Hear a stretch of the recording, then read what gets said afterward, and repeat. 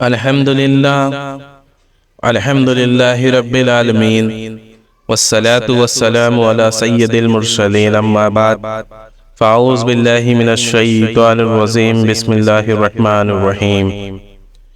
ان الذین آمنوا وعملوا الصالحات اولئک هم خیر البریہ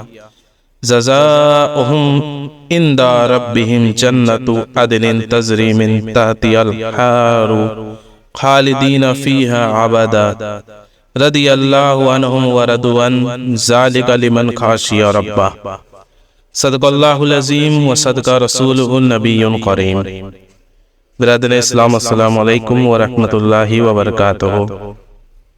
سامعین، ہم رمضان المبارک کی فضیلت بیان کر رہے ہیں اور آج ہم رمضان المبارک کی فضیلت کے بارے میں کچھ اور باتیں آپ سب کے سامنے رکھیں گے۔ سامعین، ابھی میں نے قرآن کریم کی پارہ نمبر 30 سورۃ البینہ کی آیت نمبر 7 اور 8 تلاوت کی، جس میں رب تعالیٰ ارشاد فرماتا ہے، بے شک جو ایمان لائے اور اچھے کام کیے وہی تمام مخلوق میں بہتر ہے، ان کا صلہ ان کے رب کے بسلے باغ ہے جن کے نیچے نہریں بہیں، ان میں ہمیشہ ہمیشہ رہیں، اللہ ان سے راضی اور وہ اس سے راضی، یہ اس کے لیے ہے جو اپنے رب سے ڈرے۔ سامعین، یہاں ٹھہر کے تھوڑا ایک مسئلے پہ بات کر لیا جائے، کیا غیر صحابی کے لیے رضی اللہ تعالیٰ عنہ کیسا ہے؟ کیا ہم یہ کہہ سکتے ہیں؟ تو یہ بات آپ جان لیجئے کہ یہ بالکل غلط ہے کہ رضی اللہ تعالیٰ عنہ کہنا لکھنا صرف صحابی کے نام کے ساتھ ہی مخصوص ہے۔ ابھی جیسے پیش کردہ آیت کے اس آخری حصے میں رضی اللہ عنہ ورضوا عنہ ذالک لمن خشی ربہ، کہ اللہ عز و جل اس سے راضی اور وہ اس سے راضی، یہ اس کے لیے ہے جو اپنے رب سے ڈرے۔ تو اس عوامی غلط فہمی کو اللہ نے جڑ سے اکھاڑ دیا کہ خوف خدا عز و جل رکھنے والے ہر مومن، خواہ وہ صحابی ہو یا غیر صحابی، سب کے لیے یہ بشارت عظمیٰ ارشاد فرمائی ہے، یعنی جو بھی اللہ عز و جل سے ڈرنے والا ہے وہ رضی اللہ تعالی عنہم ورضوا عنہ کے زمرے میں داخل ہے۔ بے شک ہر صحابی اور ولی کے لیے رضی اللہ تعالی عنہ لکھنا اور بولنا بالکل درست اور جائز ہے۔ جس نے ایمان کے ساتھ سرکار صلی اللہ تعالی علیہ وسلم کی حیات ظاہری میں سرکار صلی اللہ تعالی علیہ وسلم کی ایک لمحہ بھر بھی صحبت پائی یا دیکھا اور اس کا ایمان پر خاتمہ ہوا، وہ صحابی ہے۔ بڑے سے بڑا ولی، بڑے سے بڑا محدث صحابی کے مرتبے کو ہرگز نہیں پا سکتا، اور ہر صحابی عادل اور جنتی ہے، چاہے کوئی ولی ہو چاہے کوئی محدث ہو، وہ صحابی کے مرتبے تک ہرگز نہیں پہنچ سکتا۔ الحمدللہ رضی اللہ تعالی عنہ کی بات بھی ضمن زیر بحث اب آ گئی ہے، تو چلیے اب ہم اپنے اصل موضوع پہ آ جاتے ہیں۔ سامعین، نماز، حج، زکوٰۃ، غربا کی امداد، بیماروں کی عیادت، مساکین کی خبر گیری وغیرہ تمام اعمال خیر سے جنت ملتی ہے، مگر روزہ وہ عبادت ہے جس سے جنت والا یعنی خود مالک حقیقی ہی مل جاتا ہے۔ کہتے ہیں کہ ایک مرتبہ محمود غزنوی علیہ رحمہ کے کچھ قیمتی موتی اپنے افسران کے سامنے بکھر گئے، تو محمود غزنوی نے فرمایا کہ اس کو چن لو، اور آپ آگے چلے گئے۔ تو تھوڑی دور جانے کے بعد جب آپ نے مڑ کے دیکھا تو ایاز گھوڑے پر سوار آپ کے پیچھے پیچھے چلا آ رہا تھا۔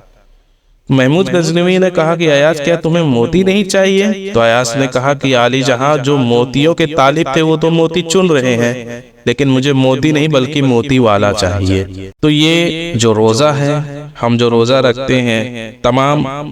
اعمال سے جنت ملتی ہے، لیکن روزہ ایک واحد وہ عبادات ہے جس سے خود جنت کا مالک خدا عز و جل ہی مل جاتا ہے۔ ایک نعرہ ہے، ہم رسول اللہ کے، جنت رسول اللہ کی۔ تو اس سلسلے میں ایک حدیث مبارکہ ہے کہ حضرت سیدنا رابعہ بن کعب اسلمی رضی اللہ تعالیٰ عنہ فرماتے ہیں، میں رات حضور سراپا نور فیض گنجور ساہ غیور صلی اللہ تعالیٰ علیہ وسلم کی خدمت میں گزارتا تھا، تو میں آپ صلی اللہ تعالیٰ علیہ وسلم کے پاس وضو کا پانی اور آپ کی ضرورت کی چیزیں جیسے مسواک لے کر حاضر ہوا۔ اس پہ رحمت للعالمین صلی اللہ تعالیٰ علیہ وسلم نے ارشاد فرمایا، سل یعنی مانگ، تجھے کیا مانگتا ہے؟ حضرت سیدنا رابعہ بن کعب اسلمی رضی اللہ تعالیٰ عنہ فرماتے کہ میں نے عرض کی، اسألوکا مرافقتک فی الجنہ، یعنی سرکار صلی اللہ تعالی علیہ وسلم جنت میں آپ کی رفاقت یعنی پڑوس چاہیے۔ تو گویا آپ عرض کر رہے ہیں تجھ سے تجھی کو مانگ لوں تو سب کچھ مل جائے، تجھ سے تجھی کو مانگ لوں تو سب کچھ مل جائے، 100 سوالوں سے یہی ایک سوال اچھا ہے۔ اب حضور نبی رحمت صلی اللہ تعالی علیہ وسلم کا دریائے رحمت مجیز جوش میں آیا اور فرمایا او غیر ذالکا، کیا اور کچھ بھی تجھے مانگنا ہے؟ تو آپ نے کہا نہیں یا رسول اللہ، بس مجھے یہی چاہیے۔ تو شاعر نے کہا تجھ سے تجھی کو مانگ کر مانگ لی ساری کائنات، تجھ سے تجھی کو مانگ کر مانگ لی ساری کائنات، مجھ سا کوئی گدھا نہیں تجھ سا کوئی شقی نہیں۔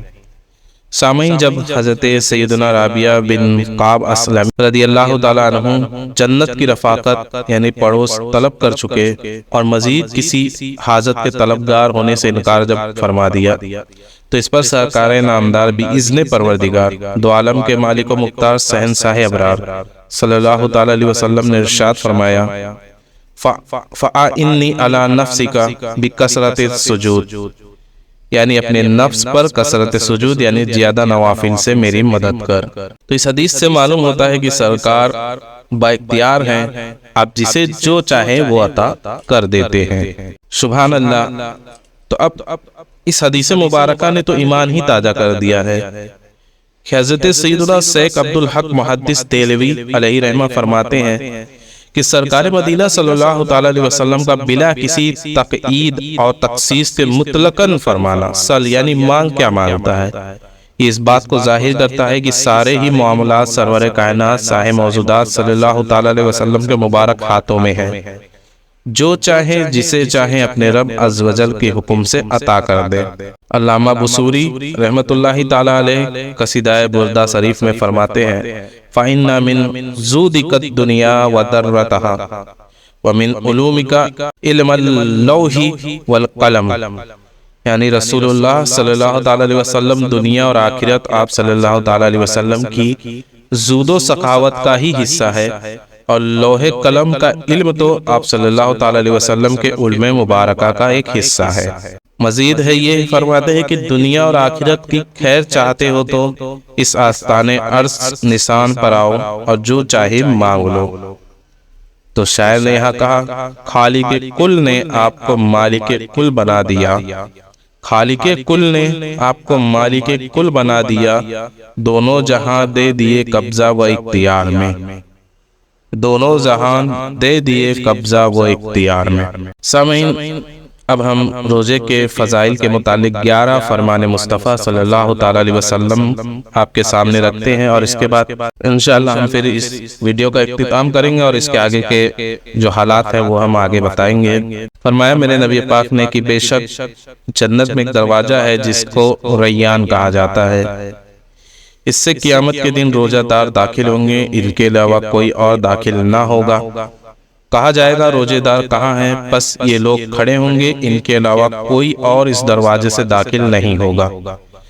اور جب یہ داخل ہو جائیں گے تو دروازہ بند کر دیا جائے گا، پس پھر کوئی اس دروازے سے داخل نہیں ہوگا۔ میرے نبی پاک فرماتے ہیں جس نے رمضان کا روزہ رکھا اور اس کی حدود کو پہچانا اور جس چیز سے بچنا چاہیے اس سے بچا تو کچھ گناہ پہلے کر چکا ہے اس کا کفارہ ہو گیا، یعنی جو گناہ وہ پہلے کر چکا ہے یہ اس کا کفارہ ہو جائے گا۔ حضور فرماتے ہیں کہ جس نے اللہ عز و جل کی راہ میں ایک دن کا روزہ رکھا، اللہ تعالیٰ اس کے چہرے کو جہنم سے 70 سال کی مسافت کی دور کر دیتا ہے، یعنی اس کا چہرہ اتنا دور ہو جاتا ہے کہ جہنم تک پہنچنے میں 70 سال کا مسافت لگے گا۔ نبی پاک فرماتے ہیں جس نے ایک دن کا روزہ اللہ تعالیٰ کی رضا حاصل کرنے کے لیے رکھا، اللہ تعالیٰ اسے جہنم سے اتنا دور کر دے گا جتنا کہ ایک کوا جو اپنے بچپن سے اڑنا شروع کرے یہاں تک کہ بوڑھا ہو کر مر جائے۔ یہاں حضور نے 2 مثالیں پیش کریں۔ میرے حضور فرماتے جس نے ماہ رمضان میں ایک روزہ بھی خاموشی اور سکون سے رکھا اس کے لیے جنت میں ایک گھر سبز زبرجد یعنی سرخ یاقوت کا بنایا جائے گا۔ حضور فرماتے ہر شے کے لیے زکوٰۃ ہے اور جسم کا زکوٰۃ روزہ ہے اور روزہ آدھا صبر ہے۔ حضور فرماتے روزہ دار کا سونا عبادت اور اس کی خاموشی تسبیح کرنا اور اس کی دعا قبول اور اس کا عمل مقبول ہوتا ہے۔ حضور فرماتے جو بندہ روزے کی حالت میں صبح کرتا ہے اس کے لیے آسمان کے دروازے کھول دیے جاتے ہیں اور اس کے اعضاء تسبیح کرتے ہیں، اور آسمان دنیا پر رہنے والے فرشتے اس کے لیے سورج ڈوبنے تک مغفرت کی دعا کرتے رہتے ہیں۔ اگر وہ 1 یا 2 رکعتیں پڑھتا ہے تو یہ آسمانوں میں اس کے لیے نور بن جاتی ہے، اور حورے ان یعنی بڑی بڑی آنکھوں والی حورے ان میں سے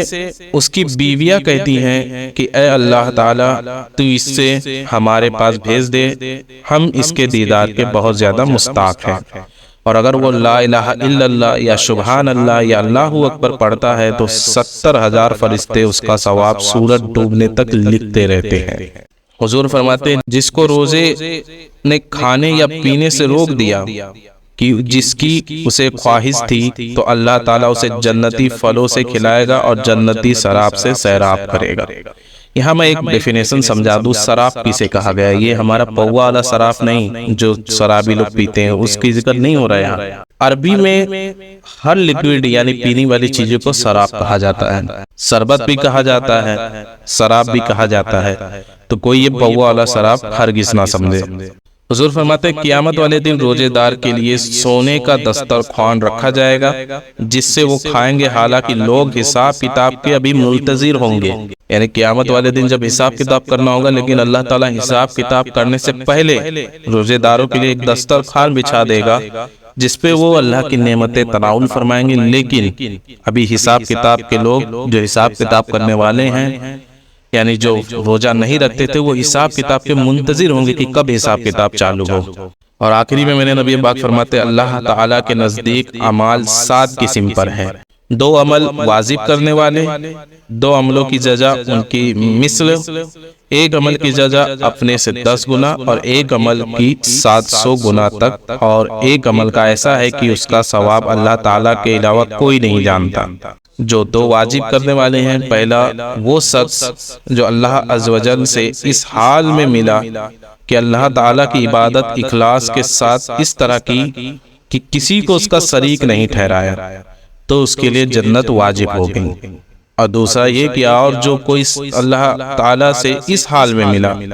کہ اس کے ساتھ کسی کو شریک ٹھہرایا تو اس کے لیے دوزخ واجب ہو گئی۔ اور جس نے 1 گناہ کیا تو اس کی مثل یعنی 1 ہی گناہ کی جزا پائے گا، اور جس نے صرف نیکی کا ارادہ کیا تو 1 نیکی کی جزا پائے گا، اور جس نے نیکی کر لی تو وہ 10 نیکیوں کا اجر پائے گا، اور جس نے اللہ عز و جل کی راہ میں اپنا مال خرچ کیا تو اس کے خرچ کیے ہوئے 1 درہم کو 700 درہم اور 1 دینار کو 700 دینار میں بڑھا دیا جائے گا۔ اور جو روزہ اللہ تعالیٰ کے لیے ہے اس کے رکھنے والوں کا ثواب اللہ تعالیٰ ہی جانتا ہے، یہ اس کا ثواب اور کوئی نہیں جانتا۔ تو سامعین، جس کا ایمان پر خاتمہ ہوگا وہ یا تو اللہ عز و جل کی رحمت سے بے حساب یا پھر معاذ اللہ گناہوں کے عذاب ہوا تو تب بھی بالآخر یقیناً داخل جنت ہوگا، لیکن جس کا ایمان پر خاتمہ ہوگا یعنی کہ کفر پہ، اور جس کا معاذ اللہ ثم معاذ اللہ خاتمہ کفر پر ہوا وہ ہمیشہ ہمیشہ دوزخ میں رہے گا۔ جس نے 1 گناہ کیا اس کو 1 ہی گناہ کا بدلہ ملے گا۔ اللہ تعالیٰ کی رحمت پر قربان، صرف نیکی کی نیت کرنے پر 1 نیکی کا ثواب، اور اگر نیکی کر لی تو ثواب 10 گنا ہو جاتا ہے۔ راہ خدا عز و جل میں خرچ کرنے والے کو 700 گنا، اور روزہ دار کی بھی کتنی زبردست عظمت ہے کہ اس کا ثواب اللہ تعالیٰ کے سوا اور کوئی جانتا ہی نہیں ہے۔ تو حضرت سیدنا کعب الاحبار رضی اللہ تعالیٰ عنہ فرماتے ہیں بروز قیامت ایک منادی اس طرح ندا کرے گا، ہر بونے والے یعنی عمل کرنے والے کو اس کی کھیتی یعنی عمل کے برابر اجر دیا جائے گا، سوائے قرآن والوں یعنی عالم قرآن اور روزے داروں کے کہ انہیں بے حد اور بے حساب اجر دیا جائے گا، جس کا علم اللہ تعالیٰ کو ہی ہے۔ تو یہ روزے داروں کی فضیلت ہے، قرآن پڑھنے والوں کی فضیلت ہے۔ اللہ تعالیٰ ہمیں رمضان المبارک کے پورے روزے رکھنے کی توفیق اور رفیق عطا فرمائے۔ انشاءاللہ ہم اس کے بعد روزہ چھوڑنے کی کیا کیا نقصانات ہیں اس کے بارے میں بات کریں گے۔ تب تک کے لیے السلام علیکم ورحمۃ اللہ وبرکاتہ۔